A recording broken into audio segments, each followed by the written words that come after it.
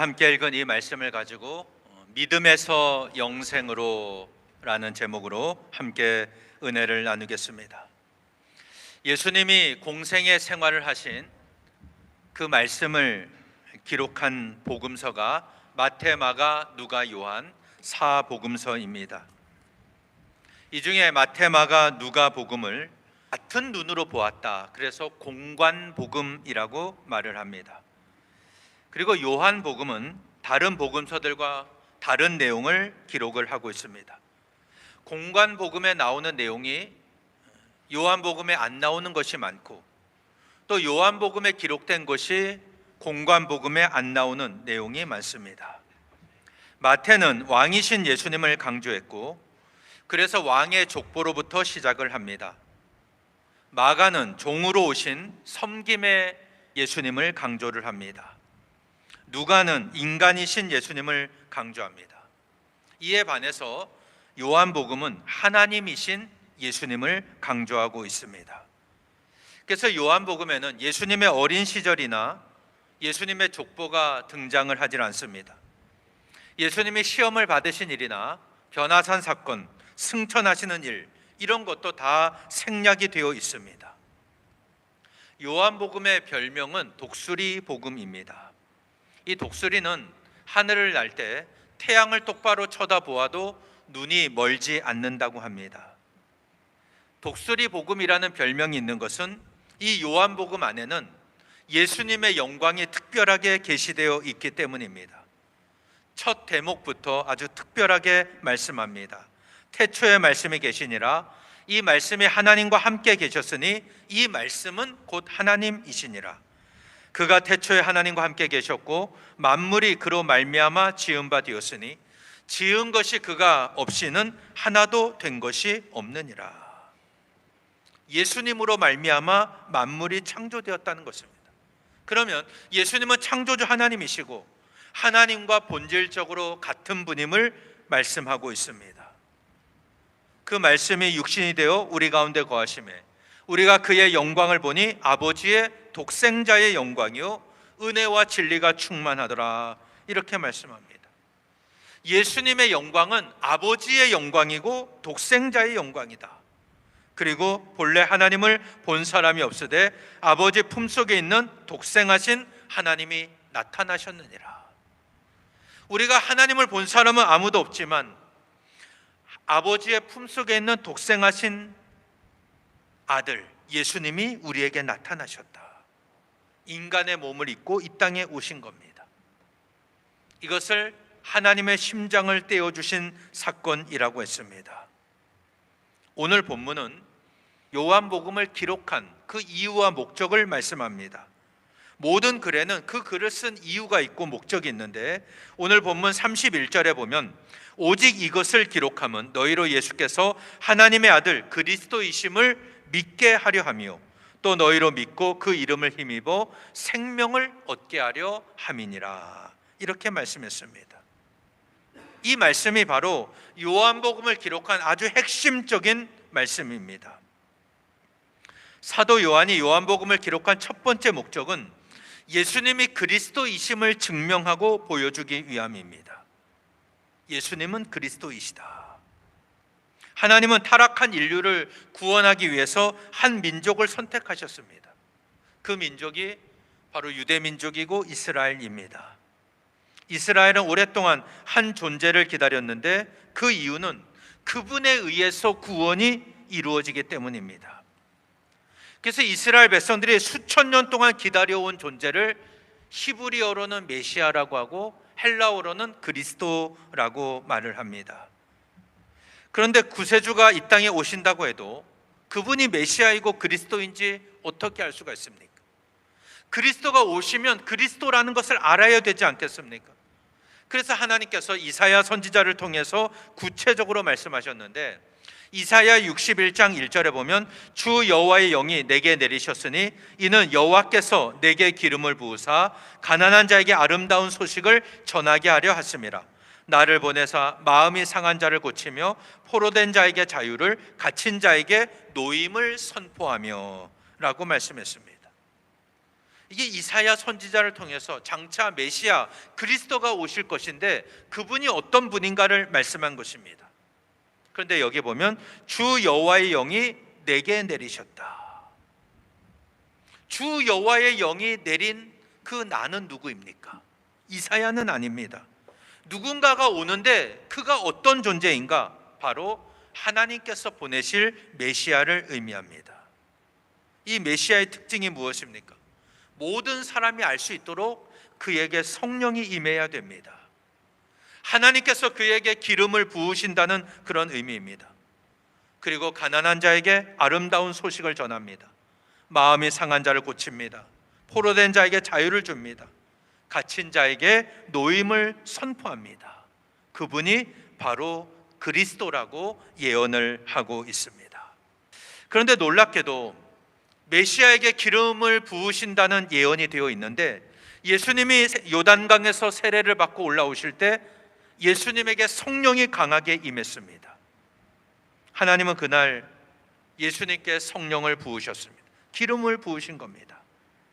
그리고 얼마 후에 공생의 생활을 시작하시면서 회당에서 많은 사람들 앞에서 성경 본문을 읽으셨는데 그 읽은 본문이 아까 우리가 읽은 이사야 61장 1절 말씀입니다.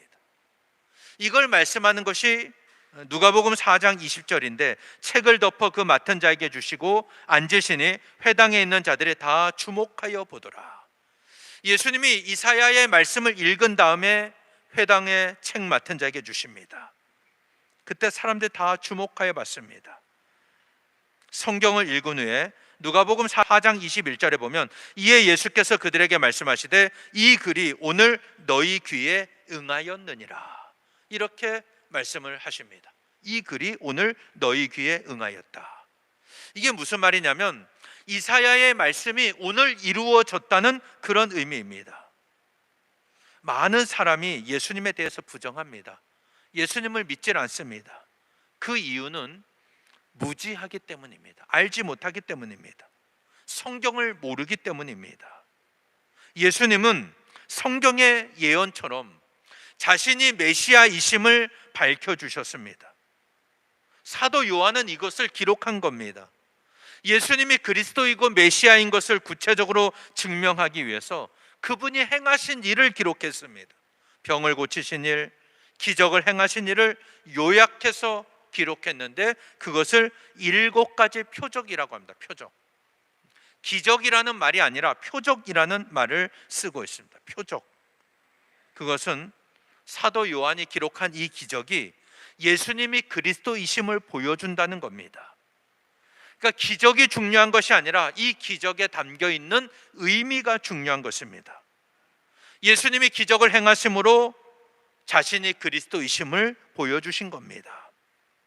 그러면 우리가 앞부분에서 다 살펴보았는데 요한복음에는 7가지 표적이 나온다 그랬죠. 첫 번째 표적은 가나 혼인잔치에서 물을 포도주로 변화시킨 사건입니다. 이것은 변화의 중요성을 말씀하신 사건입니다. 예수님이 이 땅에서 행하신 일은 우리 인생을 변화시키는 일입니다. 그래서 예수님을 만난 사람은 어떤 사람이라 할지라도 그 영과 육이 변화됩니다. 인격이 변화되는 것입니다. 이 말을 다른 말로 한다면 그리스도가 없는 인생은 변화가 없다는 것입니다. 그래서 예수님을 만나고 변화되어야 한다. 두 번째 표적은 신하의 아들을 고치신 사건입니다. 이 사건의 주인공은 살아난 아들이 아니라 바로 그 신하입니다. 죽어가는 아들을 보고 있는 그 아버지의 마음 얼마나 힘들겠습니까? 그 상한 마음을 고치는 분이 바로 예수 그리스도이시다. 세 번째 표적은 베데스다 연못가에서 38년 된 병자를 고치신 사건입니다. 그는 38년 동안 병에 붙잡혀 있었습니다. 근데 주님이 그에게 오셔서 일어나 내 자리를 들고 걸어가라 이렇게 말씀을 하셨죠. 포로된 자에게 자유를 주셨습니다. 그리스도는 우리에게 자유를 주시는 분입니다. 자유를 주시는 분이다. 이것을 표적을 통해 말씀하십니다. 네 번째 표적은 보리떡 5개와 물고기 2마리로 5,000명을 먹이신 사건입니다. 예수님이 왜 이 땅에 오셨는가? 우리를 먹이시기 위해서 오신 분입니다. 근데 육의 양식이 아니라 영의 양식을 먹이러 오셨습니다. 예수님이 이 표적을 행하신 다음에 나는 하늘에서 내려온 생명의 떡이다, 살아있는 떡이다 라고 말씀하십니다. 예수님은 우리를 위해서 자신을 내어주셨습니다. 생명의 떡이신 예수님을 먹는 자는 영원의 배부름을 얻고 영원히 죽지 아니한다고 말씀하십니다. 다섯 번째 표적은 물 위를 걸으신 사건입니다. 제자들은 이 풍랑을 두려워했습니다. 그 새벽에 그들이 얼마나 두려워했던지 주님이 물 위를 걸어오시는데 그것을 유령으로 착각할 정도였습니다. 근데 이것이 제자들의 모습이 아니라 오늘 우리의 모습이기도 합니다. 우리 인생의 삶이 그와 같습니다. 때로는 두려움에 잡혀서 이 세상을 살아갈 때가 있습니다. 근데 주님은 우리에게서 그 두려움을 제하여 주시는 분입니다. 내가 병에 걸리거나 사업에 실패하는 것 두려워하지 않고 죽음조차도 두려워하지 않도록 우리에게 믿음을 주시는 분이 바로 주님이십니다. 그리고 여섯 번째는 맹인을 고치신 사건입니다. 이미 이사야를 통해서 그리스도가 눈먼 자를 보게 한다라고 예언을 했습니다. 우리의 육신의 눈은 밝지만 영의 눈은 어두운 맹인으로 살아갈 때가 많습니다. 그래서 우리가 영적인 세계를 잘 보지 못하고 하나님 나라를 잘 보지 못할 때가 많습니다. 여러분, 그리스도가 왜 이 땅에 오셨습니까? 영적으로 맹인된 우리를 눈을 뜨게 하시려고 이 땅에 오신 겁니다. 그래서 주님을 만난 사람은 어두운 눈이 밝게 된다고 성경은 말씀합니다. 또 일곱 번째 표적은 죽은 나사로를 살리신 사건입니다. 이게 보여주는 게 뭡니까? 죄로 말미암아 죽은 우리를 살릴 수 있는 분은 오직 예수 그리스도밖에 없다. 이것을 보여주고 있습니다. 이 땅의 도덕이나 철학이나 종교는 우리의 삶을 더 낫게 할 수는 있습니다. 그러나 우리를 영적으로 살려내지는 못합니다. 죽은 영혼이 살아나지를 못하는 겁니다. 오직 메시아이신 그리스도만이 우리를 살리실 수가 있습니다. 그래서 이 일곱 가지 표적은 예수님이 그리스도이심을 보여주는 것입니다. 그리고 사도 요한은 요한복음을 기록한 두 번째 이유가 예수님이 그리스도이면서 하나님의 아들이심을 보여주기 위함이다, 이렇게 말씀했습니다. 우리가 요한복음을 읽으면서 2000년 전에 이 땅에 오셔서 33년을 살다가 십자가에 못 박혀 죽으신 예수님이 하나님의 아들이심을 알 수 있다는 겁니다. 여기서 하나님의 아들이라는 표현은 독특한 표현이고 일종의 표현 기법입니다. 우리가 인간 사이에서도 아버지와 아들 관계가 있지 않습니까? 그것과 비슷하지만 완전히 일치하지는 않습니다. 하나님의 아들, 굉장히 독특한 표현입니다. 성경은 예수님을 인자라고 말하죠. 이 말은 사람의 아들이란 뜻입니다. 그런데 또 하나님의 아들이라고도 말합니다. 이 말은 예수님이 완벽한 사람이면서 또 완전하신 하나님임을 의미하는 거예요. 우리와 똑같은 사람이지만 또 완전하신 하나님이시다. 그래서 사도 요한은 예수님의 하나님 자신인 것을 스스로 계시하신 것으로 기록을 하고 있습니다. 이것을 예수님의 일곱 가지 자기 계시라고 합니다. 우리가 요한복음에서 살펴보았습니다. 이걸 통해서 예수님은 자기 자신이 누구인가를 뚜렷하게 계시해 주셨습니다. 첫 번째 계시가 뭡니까? 예수님은 자신을 생명의 양식이라고 계시하셨습니다. 5,000명을 먹이신 다음에 하신 말씀입니다. 출애굽한 이스라엘 백성들이 광야 생활할 때 그의 생명을 유지할 수 있었던 것은 하나님이 하늘에서 생명의 양식 만나를 내려주셨기 때문입니다. 그들은 이 만나를 먹고 생명을 유지할 수 있었습니다. 그런데 예수님은 내가 하늘에서 내려온 생명의 떡이다, 내가 살아있는 떡이다 라고 말씀하셨습니다. 우리의 육신은 음식을 먹어야 삽니다. 그런데 이 음식을 먹으면 아무리 오래 살아도 100년을 삽니다. 그러나 우리가 영원한 생명을 유지하려면 영원한 양식을 먹어야 살 수가 있습니다. 그 양식이 무엇입니까? 예수님만이 영원한 양식이라고 말씀하고 있는 겁니다. 그렇게 자신을 계시하셨습니다. 두 번째, 예수님은 자신을 세상의 빛으로 계시하셨습니다. 요즘은 조명이 좋아서 밤에도 환하게 볼 수 있습니다. 그러나 영의 눈으로 보면 이 세상이 얼마나 캄캄합니까? 사람들이 왜 죄를 짓고 넘어집니까? 캄캄하기 때문에 그렇습니다. 자기의 앞날을 모르기 때문에 그렇습니다. 지식과 정보는 넘쳐나지만 영적인 생명에 관해서는 캄캄한 게 현실입니다. 그래서 예수님이 우리를 인도하시려고 이 땅에 빛으로 내려오셨습니다. 그래서 나는 세상의 빛이다 라고 말씀하셨어요. 우리 이 빛 대신 주님께 나와야 합니다. 우리가 이 빛을 만나야 우리 인생의 길이 열립니다. 예수님을 만난 사람은 맹인처럼 앞을 더듬으며 살 필요가 없습니다. 주님이 빛이시기 때문에 주님을 따라가면 되는 겁니다. 세 번째는 예수님은 자신을 문이라고 계시하셨습니다.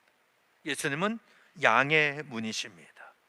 우리에게 생명을 주시고 더 풍성히 주시려고 이 땅에 오셨다.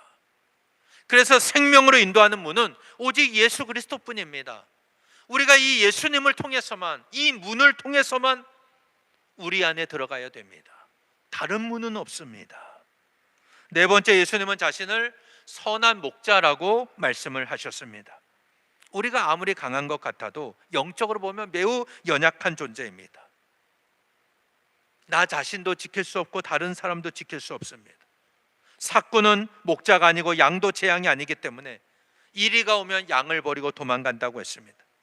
그러나 예수님은 선한 목자이기 때문에 양을 위하여 자기의 목숨을 버리셨습니다. 이게 예수님이 이 땅에 오신 목적입니다. 선한 목자는 우리를 위하여 자신의 목숨을 버리셨다. 또한 다섯 번째, 예수님은 자신을 부활이요 생명이라고 계시하셨습니다. 예수님만이 우리를 죽음에서 건져내실 수 있는 분입니다. 우리에게 부활을 주시는 분입니다. 그래서 주님을 믿으면 죽어도 살고 살아서 믿는 자는 영원히 죽지 않는다고 말씀하셨습니다.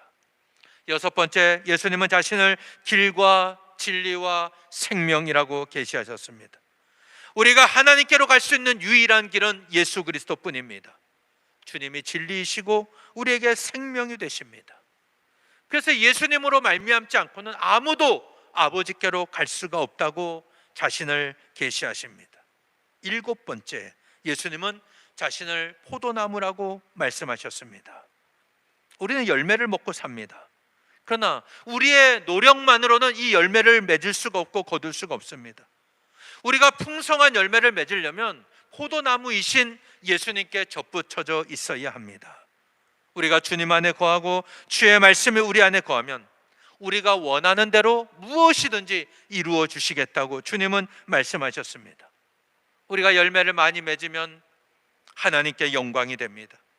그리고 우리가 주님의 참된 제자가 됩니다. 이 일곱 가지 자기 계시로 예수님은 본인이 그리스도이시면서 하나님의 아들이심을 우리에게 보여주셨습니다. 그렇다면 예수님이 그리스도이시고 하나님의 아들이시라면 우리는 그 예수님 앞에 어떻게 반응을 해야 됩니까? 사도 요한은 우리가 그 이름을 힘입어 생명을 얻고 영생을 얻게 하려고 요한복음을 썼다고 말씀하고 있습니다. 이 믿는다는 표현, 요한복음에 많이 기록되어 있습니다. 한 장당 평균 4-5번 기록되어 있습니다. 그래서 요한복음 전체에는 믿는다는 말이 98번이나 기록되어 있습니다. 그럼 믿는다는 말은 무슨 말입니까? 우리가 믿어야 구원을 받는데 이 믿는다는 말에는 3가지 표현이 있습니다. 첫 번째는 사실로 인정한다는 뜻이에요. 사실로 인정한다. 내가 예수 그리스도를 믿는다는 말은 그분이 하신 말씀을 사실로 받아들인다는 뜻입니다. 그렇다면 우리가 요한복음 이 말씀을 읽을 때마다 예수님이 하신 말씀으로 100% 받아들이는 여러분 되시기를 바랍니다. 그것이 우리의 믿음이 되어야 됩니다. 예수님은 자기 자신을 계시하셨습니다. 그러면 그것을 그대로 받아들이면 됩니다. 주님이 일으키신 기적과 표적을 사실 그대로 믿으면 된다는 겁니다. 그러니까 받아들이는 거, 인정하는 것입니다. 또한 믿는다는 말은 그 말을 한 대상을 신뢰하고 의존한다는 뜻입니다.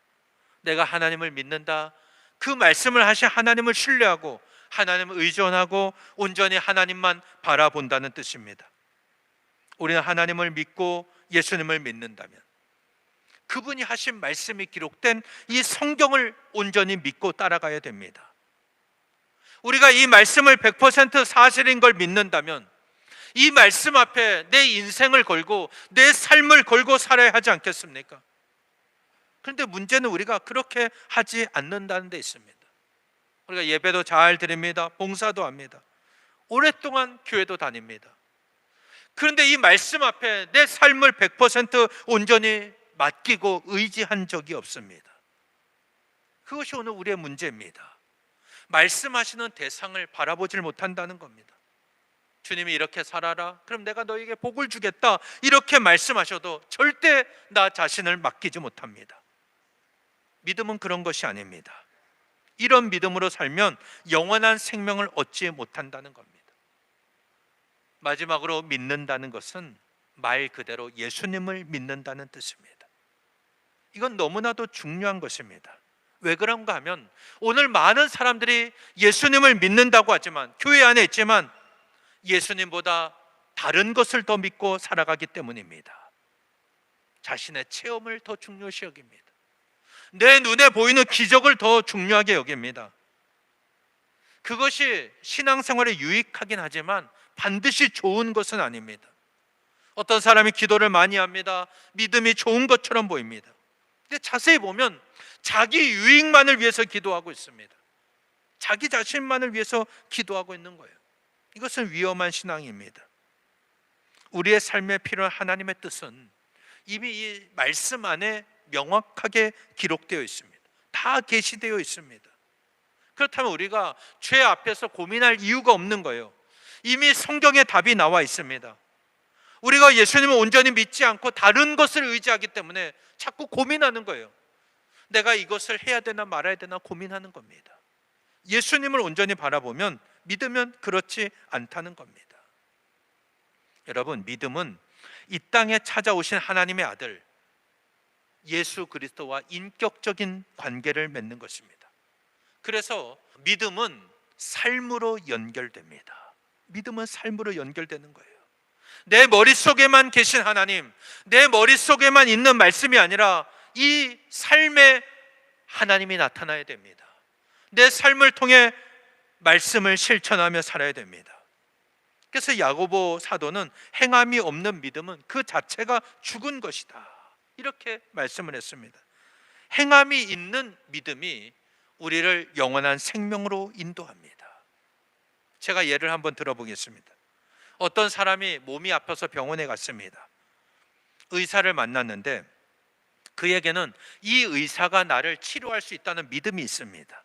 만약 그 의사를 믿지 못하면 내 몸을 맡길 수가 없지요. 의사가 그를 진찰하고 약을 처방했습니다. 이 사람은 약국에 가서 약을 샀습니다. 그리고 내가 이 약을 먹으면 내 몸이 낫는다는 믿음이 있습니다. 이 믿음까지는 절대 잘못된 믿음이 아닙니다. 그런데 이 믿음만으로는 병을 고칠 수가 없어요. 내 병을 고치고 내 몸이 나으려면 그 약을 먹어야 됩니다. 약을 직접 먹어야 돼요. 약을 먹는 행동이 따를 때 실질적인 변화가 일어나고 몸이 고침을 받는 겁니다. 그런데 오늘 행함이 없는 믿음으로 신앙생활하는 성도들이 많이 있습니다. 요한복음에 기록된 이 말씀이 하나님의 말씀인 것을 믿고 예수님이 하나님의 아들 그리스도인 것을 믿고 그리스도께서 행하신 모든 표적과 자기 계시를 다 믿지만 정작 이 말씀대로 살지를 않는 거예요. 그러니 이 의사가 나를 치료할 수 있다, 이 약이 나를 고친다 믿지만 그 약을 먹지 않으면 아무 소용없는 것과 마찬가지입니다. 우리가 이 말씀을 다 믿고 예수님이 그리스도인 걸 믿지만 그 말씀대로 순종하지 않고 말씀대로 살지 않으면 행함이 없는 믿음은 다 헛된 것이라는 겁니다. 그래서 믿음은 행함으로 이어져야 됩니다. 그 믿음이 살아있는 믿음이고 영생을 소유하는 믿음이 되는 것입니다. 사랑하는 여러분, 우리 모두 하나님을 믿고 신실하게 따르는 여러분 되시기를 바랍니다. 우리에게 말씀하시는 주님의 음성에 귀를 기울이십시오. 그리고 그 말씀에 순종하는 여러분 되시기를 바랍니다. 말씀을 들을 때마다 예수님이 하나님의 아들 그리스도이심을 믿고 고백해야 됩니다. 그리고 이 말씀대로 순종해야 됩니다. 믿는다는 것은 나 자신을 맡기는 것입니다. 순종하는 것입니다. 그리하여 우리가 이 예수 그리스도의 이름으로 영원한 생명을 얻고 우리의 믿음이 믿음에서 그치는 것이 아니라 영생으로 이어지고 하나님 나라 천국까지 다 이루는 저와 여러분 되시기를 예수님 이름으로 간절히 축원합니다.